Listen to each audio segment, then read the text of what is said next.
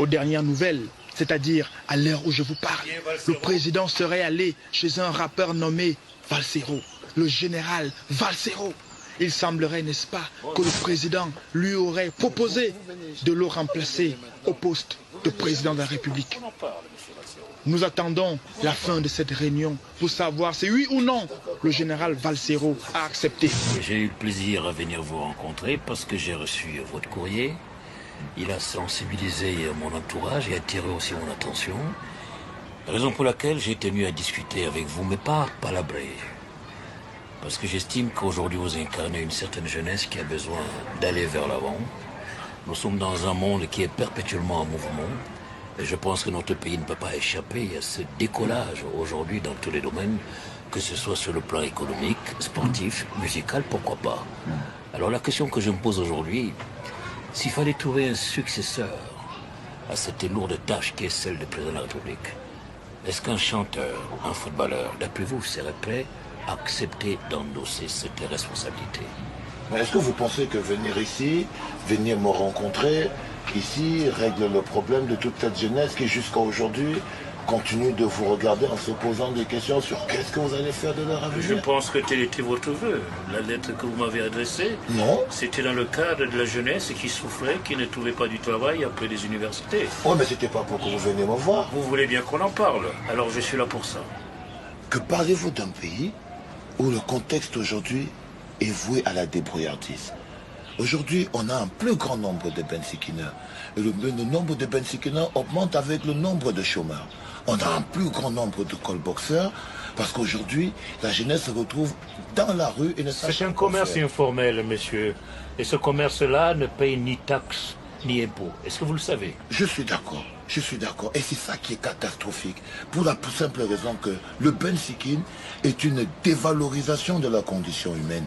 Quand on voit des jeunes aujourd'hui qui risquent leur vie à tombeau ouvert, sans casque, sans rien, dans la rue, à conduire la moto sous le soleil, même après une licence, on peut quand même perdre le nord. C'est pareil pour le callbox. C'est une question de réforme, d'abord du code de la route, qui voudrait en sorte que le bensikin... Non, on ne peut pas, excusez-moi, Monsieur le Président, on ne peut pas mettre les défaillances de tout un système au niveau d'une réforme du code de la route. On ne peut pas mettre un policier derrière n'importe bensikineur. Je suis d'accord. Vous savez, vous êtes tellement loin de chez nous, c'est des bensikineurs qu'on les appelle. Je ne crois pas être loin de chez vous. Pensez-vous vraiment que ce soit la faute du président si les jeunes sortant de l'université ne trouvent pas du travail? La solution est de donner à des jeunes les moyens de vivre dans leur pays. Il faudrait que des jeunes qui vont à l'école, qui ont des diplômes et un emploi. Alors, si vous ne pouvez pas garantir ça à la jeunesse, si vous ne pouvez pas leur garantir qu'après des études, on peut aboutir à un emploi, pourquoi 80% des diplômés se retrouvent au chômage si le système n'a pas échoué? Alors, ce n'est pas forcément au président de savoir si le jeune sortant de l'université n'a pas trouvé du travail. Mais vous savez, ce qui est terrible, Monsieur le Président, c'est qu'on parle tous au nom du président de la République. Et le ministre de l'Éducation nationale, le ministre des Affaires sociales, le ministre de la Condition féminine et tout ce que vous voulez sont nommés par vous. Le ministre des Sports, que vous maintenez en place, que vous devez mettre en prison depuis des années, il est là et il n'arrive même pas à refaire le stade, l'unique stade qu'on a. On n'a pas de salle de concert, on n'a pas de salle pour le cinéma, on a de salle pour rien. Ces métiers de l'informel, aujourd'hui, ceux qui se font de l'argent, qui se font un semblant d'argent, si vous permettez, c'est les callboxeurs et les bensikineurs. Parce qu'après, on peut vivre à 100 francs, 500 francs la journée. Mais un être humain ne devrait pas vivre avec 500 francs la journée s'il a une licence. C'est pas possible. C'est contre ça que la jeunesse insurge. C'est contre ça que la jeunesse milite. La jeunesse est fatiguée de faire office de cobaye, de chair à canon. Parce que quand vous allez en boîte, vous savez qui sont les stars, Monsieur le Président? Ce sont vos ministres. Ils sont avec les petites filles. Ils sont là. Ils font les grands. Ils se baladent en voiture immatriculée, service administratif, tout ça. Les grosses voitures que vous achetez pour mettre à leur disposition. Ils se promènent avec dans les quartiers. C'est tout. Et ça, vous ne pouvez pas faire comme si vous ne savez pas. Vous devriez le savoir. À supposer que vous soyez à ma place, que feriez-vous? Excusez-moi, Monsieur le Président. Quand le corps est malade, c'est parce que la tête, elle va pas bien. Et aujourd'hui, on a la tête de l'État. Je vous trouve très philosophe, monsieur.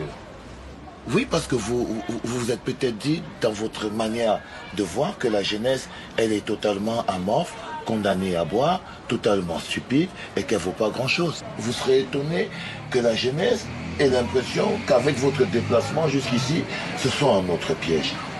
Je peux peut-être l'interpréter comme ça, si vous permettez, si ça ne vous manque pas de respect. Non, monsieur Valsero, je pense que nous allons arrêter aujourd'hui cette conversation. Si l'occasion me permet, je vous inviterai dans un autre lieu que chez vous. On pourra peut-être mieux en discuter et mettre les cartes sur la table et savoir qui va me succéder. Bonjour les enfants, c'est papa. Mon mur est un asile psychiatrique à ciel ouvert et ma salle d'attente est toujours où, no my name. Bienvenue à la clinique les enfants. Bon, on va pas parler de mon passé quand j'étais un acteur de cinéma. Moi, j'aurais pu signer à Hollywood. Ça, c'est le film Le Président. J'avais tourné ça quand j'étais encore petit avec Jean-Pierre Bocolo et c'était magnifique parce que je jouais mon propre rôle. Je n'ai jamais fait semblant. J'ai toujours été moi-même du début à la fin, même quand la vie est un film. Même quand la vie est un film, je suis toujours en train de jouer mon propre rôle. Mais c'est pas ça le plus important, les enfants. Vous savez, on a l'habitude de dire au Cameroun que Paul Biya est bon, mais c'est son entourage qui est un problème. Tous les jours, on a entendu les gens dire ça. Paul Biya est bon, c'est son entourage qui n'est pas bon. Lui donne les bonnes indications, mais son entourage n'est pas bon. Mais son entourage, c'était les qui? Son entourage, c'est les qui? C'est les Ngongo, c'est les Motaze, c'est les Laurent Esso, c'est les Manaouda Manachi, c'est les Franck Biya. C'est tous ces gens qu'on voit, c'est eux l'entourage de Pomba. C'est les femmes Ndongo, c'est les Grégoire Ouana, c'est la Yam Mongé, c'est les Messanga Nyamjing, c'est l'entourage de Pomba. Pendant plus de 42 ans, on est resté avec Paul Biya en vivant dans la misère et la souffrance parce qu'on disait qu'en fait le problème c'était pas Pomba. Comme quoi, si Pomba était le problème, vous l'aurez enlevé depuis. Si tous ces gens étaient mauvais et que la seule personne qui était bonne c'est Pomba, je crois personnellement on sait donc que maintenant qu'il n'y a plus Pomba, dès que Pomba, rectificatif, en griffe. Donc si Pomba n'est plus là, on n'a plus donc à s'encoquiner de son entourage.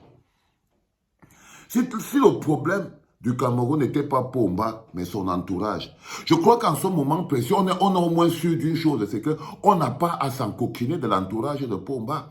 Ça veut dire que toute moindre candidature qui viendrait de RDPC, de l'entourage de Pomba, aucun membre de l'entourage de Pomba ne peut donc venir se placer devant vous pour vous faire une proposition parce que vous savez très bien que c'était eux qui ont toujours été le problème. Donc les Vonda Yolo, les Adolphe Moudiki, c'est eux qui ont toujours été le problème. C'est pas moi qui l'a décrété.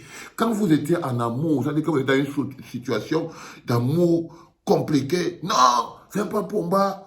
Pomba, c'est pas lui le problème. Le président est bon, c'est son entourage qui est mauvais. J'ai dit que l'histoire, s'ils sont encore doux. Que le président est bon, c'est l'entourage qui est mauvais. Vous avez entendu comment j'ai dit au président dans le film, que quand la tête, si vous voyez le corps malade, c'est parce que la tête souffre. Mais vous avez réussi à capter que la tête est bien, mais c'est le corps qui ne fonctionne pas. C'est peut-être pour ça aussi qu'on est vraiment complice de notre souffrance. Et qu'on avait réussi à intégrer que non, le corps, la tête est en bonne santé, c'est le corps qui n'est pas bien. Mais c'est la tête qui décide de faire fonctionner le corps. Au lieu donc de demander à la tête de faire partie le corps, ah non, vous appelez la tête pour venir régler le problème que le corps ne peut pas gérer. Et c'est ça qui a été notre problème pendant tout ce temps. La manière de réfléchir. Vous dites que c'est que la première chose que Pomba a réussi, c'était à créer un bug dans la tête de tous les Camerounais. De tous les Camerounais. Maintenant, donc, on est en train d'aller vers 2025. Je crois que si vous êtes un peu honnête envers vous-même, l'entourage de Pomba, que vous-même vous connaissez qui ne sont pas bons, ne peuvent même plus mettre les pieds dans l'histoire du Cameroun. Maintenant que vous savez donc que c'est son entourage qui ne fait pas bien le travail. Maintenant que vous avez persuadé, vous avez dit que c'est son entourage qui ne fait pas le travail, j'espère donc que vous êtes en train de préparer un gros endroit où vous allez mettre tout l'entourage de Pomba. C'est-à-dire que les Chantam Bia, les Franck Bia, les King Nasty, les Ngongo, les Vondo Yolo, les Ayam Monje, les Manaouda Manaché, les Niak Difendi, les Cavaliers Yege Djibril, les Maouda Manaché, Ah, là, ils attendent son entourage, là, c'est pas n'importe quoi. Hein. Vas-y, elle continue, il y a les Laurent Esso, les Motaz, les Yoki Onana, les Samuel Eto, l'entourage de Pomba, c'est comme ça, là. C'est comme ça, voilà tout son entourage. Le reste qui n'est pas son entourage, nous, on est en prison en ce moment, ou en exil. C'est ça qui est la vérité. Donc, je tenais à vous dire ça, que je pense donc maintenant que vous allez savoir quelle décision prendre, parce que vous êtes parti de quelque chose. C'était le tout premier podcast de la journée en direct de la clinique des enfants. C'était papa.